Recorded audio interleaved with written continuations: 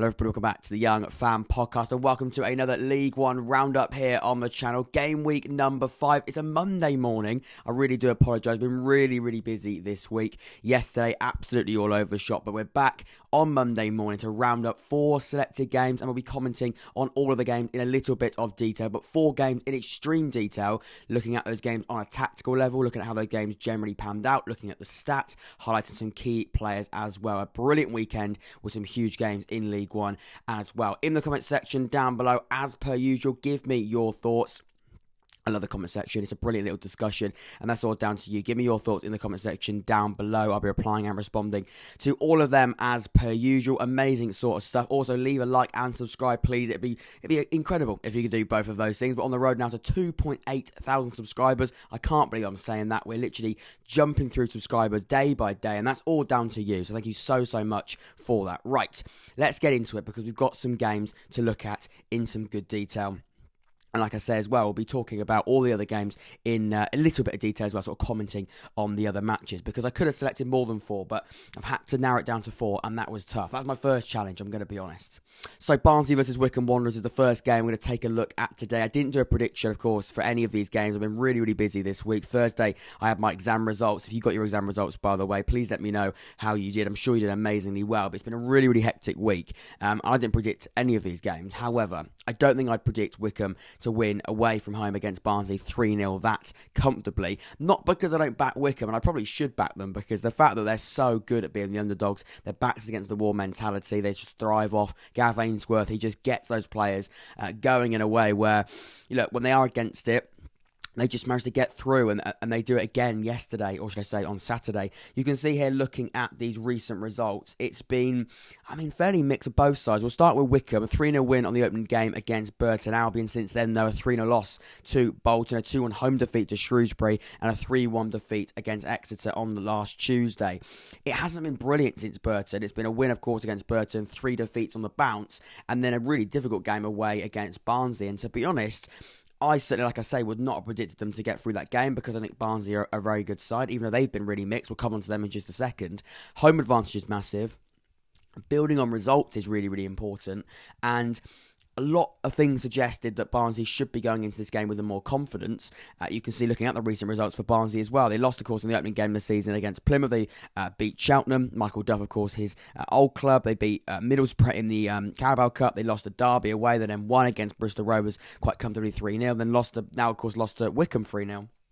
It's been really mixed, and it's sort of been all over the shop. Inconsistency for both sides has been the real talking point. You can see, looking at the league table, I know it's very early days, but interestingly, you can see the patterns already being shown here. 5 games played for both sides. Both, of course, of these sides played 5 games with 2 wins and 3 defeats.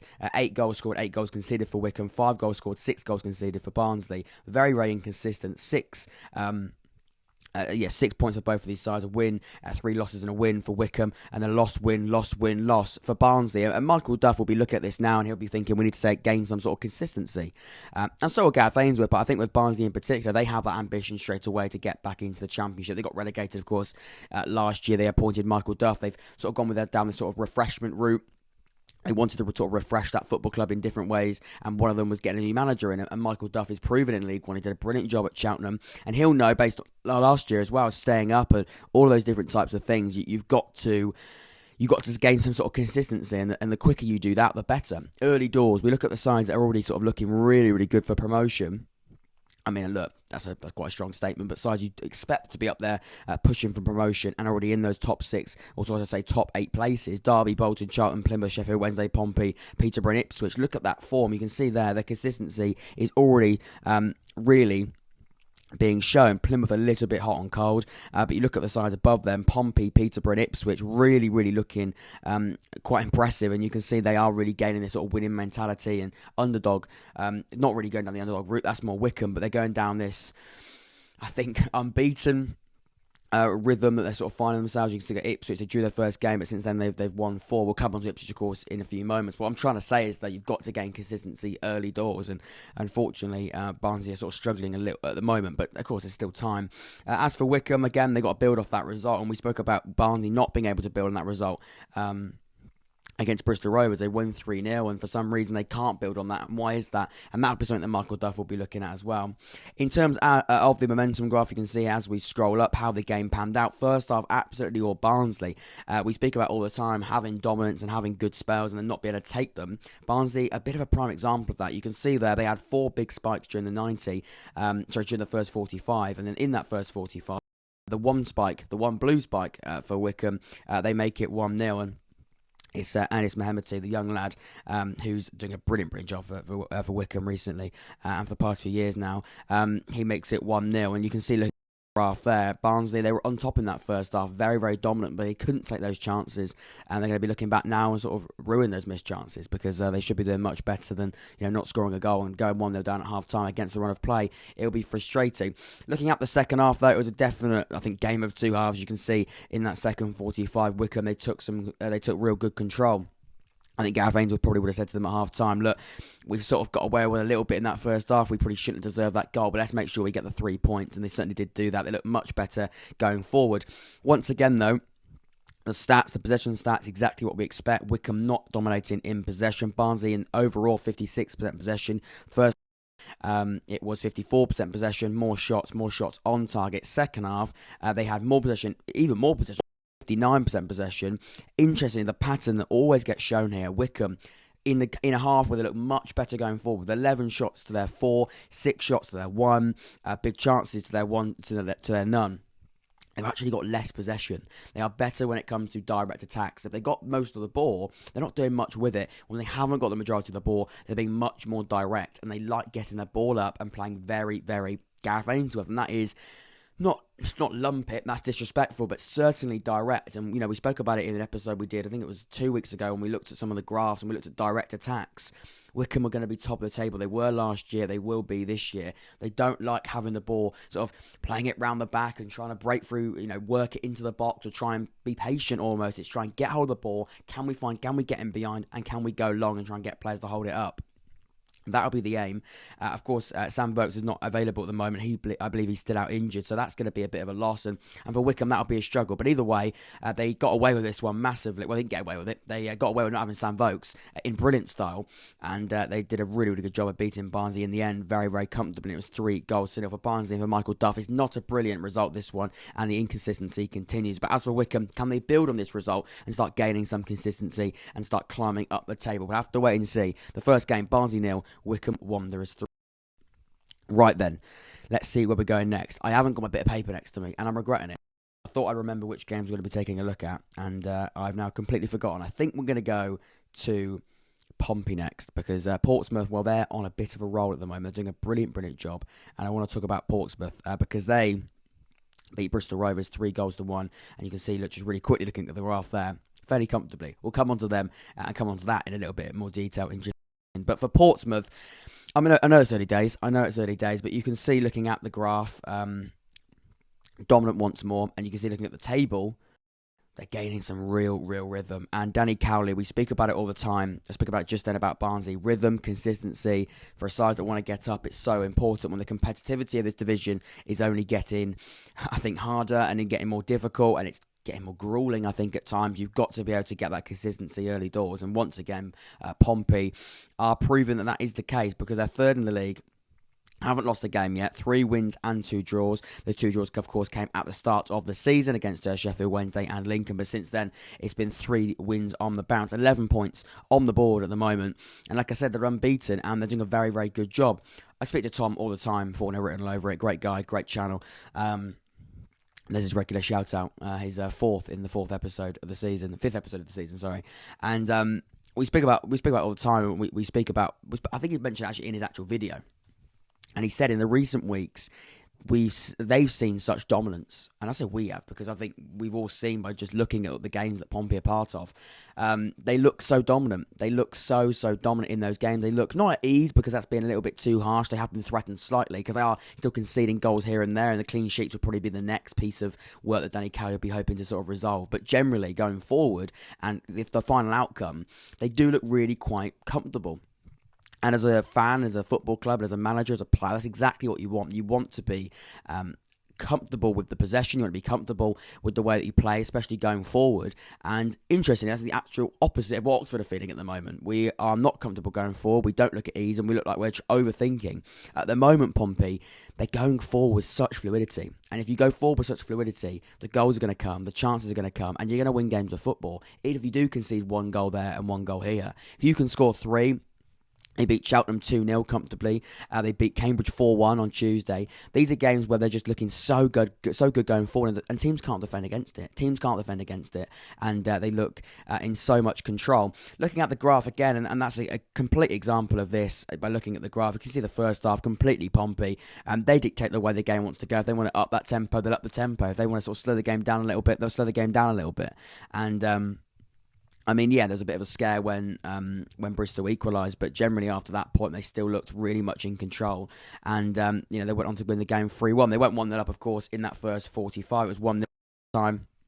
Connor Ogilvie, that left back, who just continues to score goals. And then, of course, Bristol Rovers make it 1-1 with Aaron Collins in the 61st minute. But because of their confidence, Pompey, and because of their fluidity going forward, they believe they're going to create another chance. They believe that going forward, that isn't going to be the end of the game. And Joe Pigott makes it 2-1 from the penalty spot. I just want to touch on Joe Pigott and the recruitment of Pompey for just a second.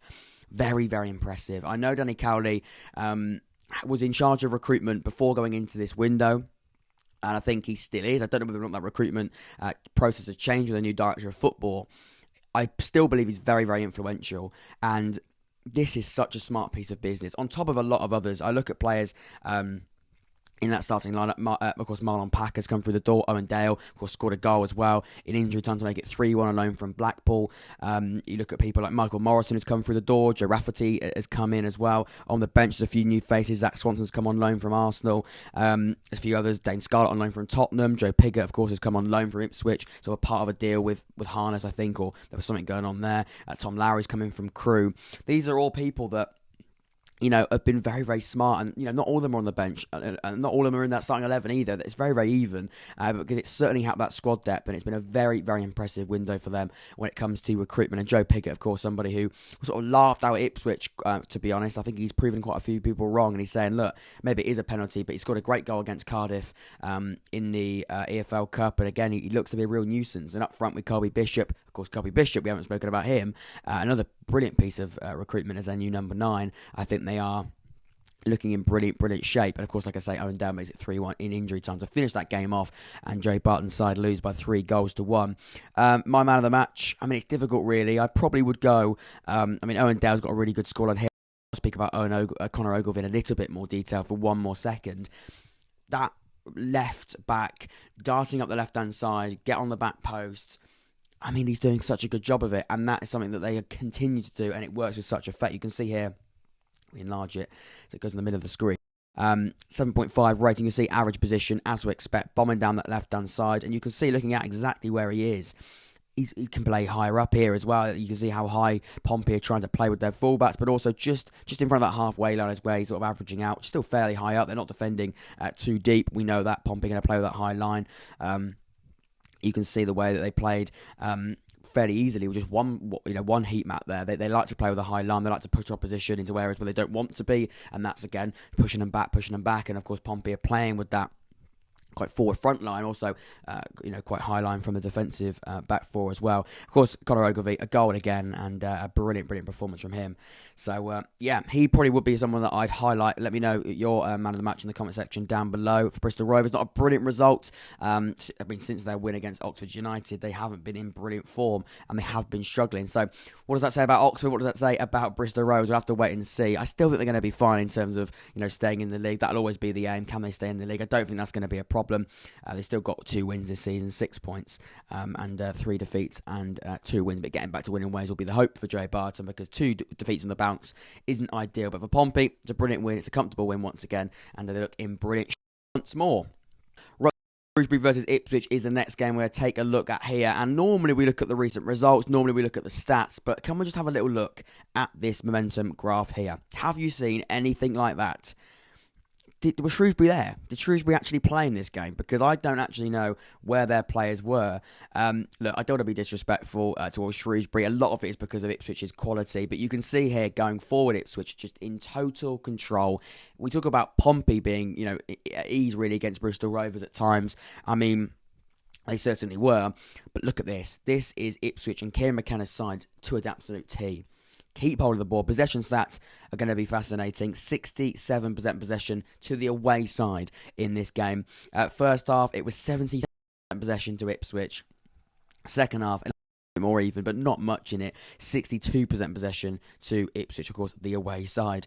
Very, very rare. In that first half, Ipswich, the away side, an away side in League One, having 73% possession, 3 shots to 2 in that game. In the first half, generally across all of the game, 13-4, 6-1, and big chances as well. It's 2-1. Interesting. I don't know whether or not we can read too much into those big chances, but some players for Ipswich had an absolutely brilliant day. Comfortable as you like. You can see when we have a little look at how the game panned out. Tyrese John Jules Aloni from Arsenal makes it 1-0 in the 22nd minute. Half time 1-0. Could have done a little bit more with the fact that they were so dominant in that first half, because they maybe got a little bit more than just a goal. But either way, 52 minute, Connor Chaplin makes it 2-0, and then Caden Jackson makes it 3-0 when this refreshes. Hopefully it will in injury time. I believe it's injury time. And it's a comfortable win for Ipswich. But like I say, the dominance, it was the second minute of injury time for Caden Jackson. It's just ultimate domination. And it's why I think Kieran McKenna and Ipswich are going to go so far this season, because they look like they're going to go to grounds away from home and they're going to play exactly what they would do against, opposition at Portsmouth Road. And that sort of just squeeze the energy out of an opposition, not let the opposition get hold of any type of rhythm, control the game, dictate the tempo, and when they want to speed up the game, like I spoke about it with Pompey, when they want to speed up the game and go all guns blazing with a high tempo, they can do that because they're in control. When they want to slow the game down, maybe see a tight, a match out, or maybe it's only a 1-goal lead and maybe even a 2-goal lead, and they're just blowing a little bit, and they want to just sort of ease the pressure out of the game. They can do that. They've got the ability to sort of slow that match down. And again, you can see 3-0, comfortable. And this is Shrewsbury, who did make some good business in the summer, but look, I don't think you can read too much into it from a Shrewsbury perspective. Ipswich look like they're going to be wiping the floor against most opposition this season. Connor Chaplin had a brilliant game. 8 out of 10 rating. You can see, looking at his heat map, very, very... he's sort of drifting off to the right, really, but again, just on the edge of the penalty areas where he likes to be.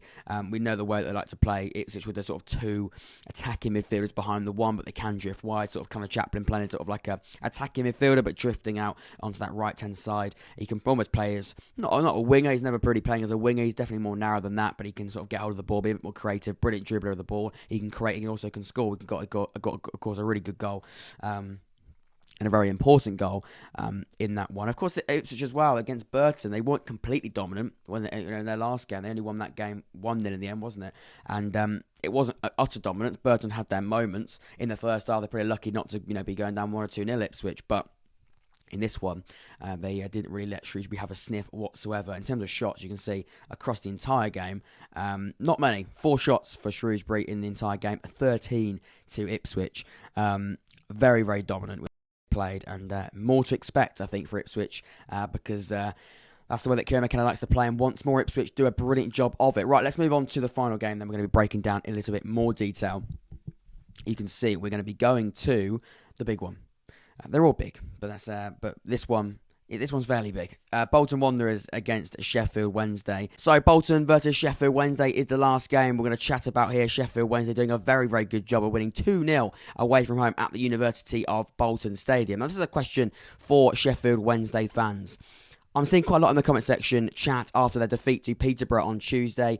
Darren Moore. All about Darren Moore, not thinking that Darren Moore is the right man to take Sheffield Wednesday to the level that they want to get to. And that, of course, is promotion out of League One. And I'm really interested to see why that is. And that isn't because I think I've got a better explanation. I haven't got an explanation. And that's why I'm asking you, what is the Darren Moore situation all about? And why is it that when Darren Moore, when they lose a game of football or when things don't go the way they would have wanted to, why is Darren Moore the man that is getting the criticism? And that is, again, fully down to opinions on the fans, and you know more than I ever will on that. I'm just interested, really. I'm intrigued by it, and I was wondering if I maybe do a dedicated episode on it. Maybe I could speak to a few Sheffield Wednesday fans on an episode, or maybe I could sort of do a deep dive into it, because they're not doing badly. They did get a really disappointing result against Peterborough on Tuesday night, losing 2-0, red card. It was one of those days sort of to forget. But ultimately, they are fourth in the league, and you can see looking at that league table, it hasn't been absolutely shambolic. You can see the recent form maybe is a little bit... It's not really hot and cold either. It's been okay. I mean, they're unbeaten other than that defeat on Tuesday against Peterborough. A draw, 2 wins, a loss, and then another win, of course, against Bolton. 7 goals scored, 5 conceded. Like I say, 3 wins, 1 win, 1 draw, 10 points, 4th in the league. It's not the end of the world. Of course, that's why I want to hear from you. I want to hear what Sheffield Wednesday fans have got to say on that. What is going on there? Bolton, 7th in the league, 2 wins, 2 draws, and 1 defeat. That defeat, of course, came yesterday was their first defeat of the season. Looking at how the game actually panned out, first half Bolton had their moments, so Sheffield Wednesday got back into the game, then Bolton had a moment, but then those 2 big spikes, around the 36th, 38th minute, those 2 goals came. You say when you're most vulnerable when you just scored. Well, that wasn't the case really for Sheffield Wednesday, was it? They were least vulnerable when they just scored. They make it 1-0. Through George Briers, someone who came off, of course, in that game on Tuesday, due to be sacrificed with that red card. He wasn't very much happy about it, and he gets a start, and he scored a goal. So he did quite a good job there. 36th minute, he makes it 1-0, 2-0. Liam Palmer, the experienced Liam Palmer of Sheffield Wednesday, making it 2-0. Windass with the assist, and like I say, they say you're most vulnerable when you've just scored. Well, 1-0, 2-0, 36th minute, 86th minute. It's not too bad, is it? Second half, no goals at all, but Bolton sort of ending the game the better side, but couldn't get anything from it. Disappointing, really, for Bolton, because, again, they've had a really good start to the season, and up until this game, they were completely unbeaten. They put in some really good performances.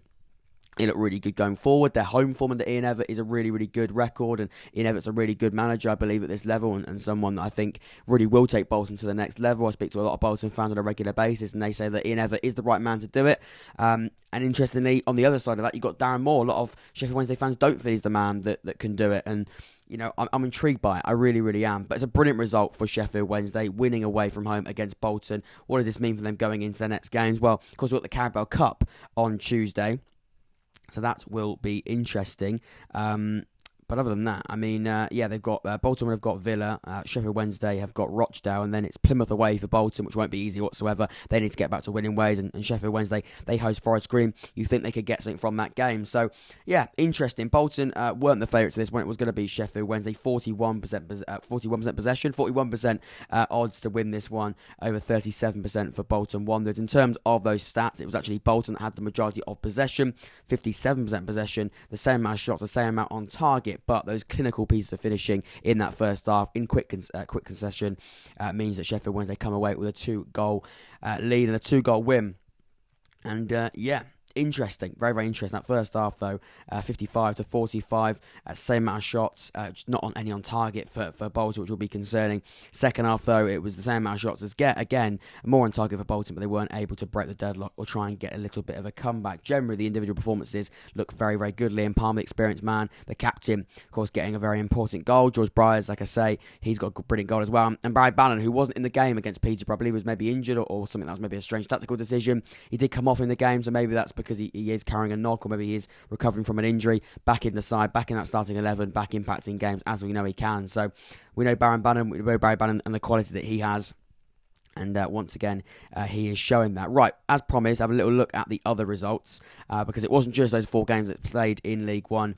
On Saturday, you can see Exeter losing at home to Cheltenham, a brilliant result for Cheltenham. Exeter, though, very much in control. You can see there, the one really big moment for Cheltenham is when they get that 1-goal lead. Amazing, amazing stuff. Pompey, have already spoken about. Peterborough, very, very dominant over Lincoln City. 4-0 in that game, but 3-0 up in half-time. It was the first half of Peterborough to remember. As for Lincoln, they should forget about that first 45. Moving on to the next game, then Forest Green against Plymouth Argyle. 3-0 against Forest Green for Plymouth. A brilliant result for them. 3-0 comfortable, 2-0 up at half-time. Forest Green sort of did have their moments, but generally Plymouth, when they went forward, they looked good, and they won the game 3-0. We're talking about that one. Fleetwood against Derby County, 0-0. Very, very Derby County across the 90 minutes. A few moments of Fleetwood, but generally Derby looked very, very good, and disappointing really to be dropping points against Fleetwood. Yeah, that's a bizarre one for Derby fans. We should be really looking away from that, going, That's annoying. That's a little bit annoying, but Fleetwood holding strong, fair play to them. Charlton won, Cambridge United won. Charlton, again, after a really, really good set of results in recent weeks, a disappointing home draw against Cambridge United. We know Cambridge are a really, really good side, difficult to break down. Once again, Charlton showing that they are difficult to break down. First half, very much Charlton, but second half, very much more even. Cambridge did have their moments, but missed chances, missed opportunities for Charlton. They'll be kicking themselves a little bit. Oxford versus Morecambe, again, we can talk about that forever. We've got a dedicated episode about Oxford coming out soon, because there's something going horribly wrong at Oxford, and we need to sort of talk about it. But yeah, it's 1-1, and we did have moments. We did look dominant for large amounts of the game. Morecambe didn't really look like they were going to be, scoring too many goals, and they had a chance and they took it. And we do concede a goal against them, but home against Morecambe is not good enough, and that sort of says about where we are at the moment. We're in a whole lot of trouble.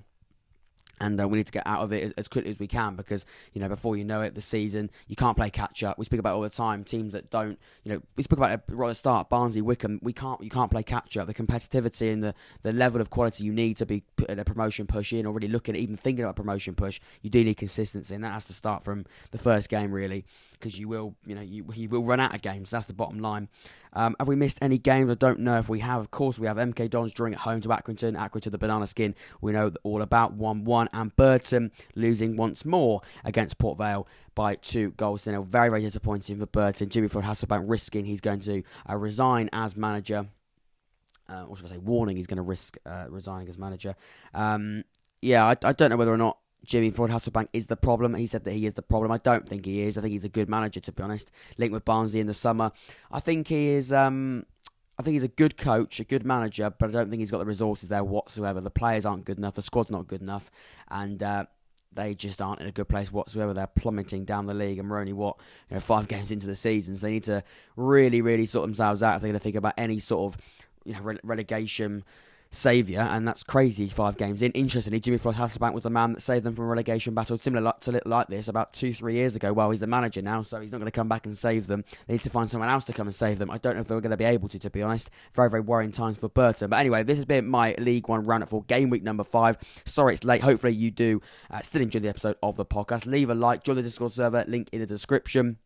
Join the League One chat, League One call-ins. That'll be all going through the Discord server, so make sure you join that. Join the Instagram at the Unfan Podcast, behind the scenes, sort of interesting chat, votes we do on there as well. All of that good stuff. I've been Jack. This has been the Unfan Podcast. Take care, stay safe, and I'll see you all very, very soon. Take care.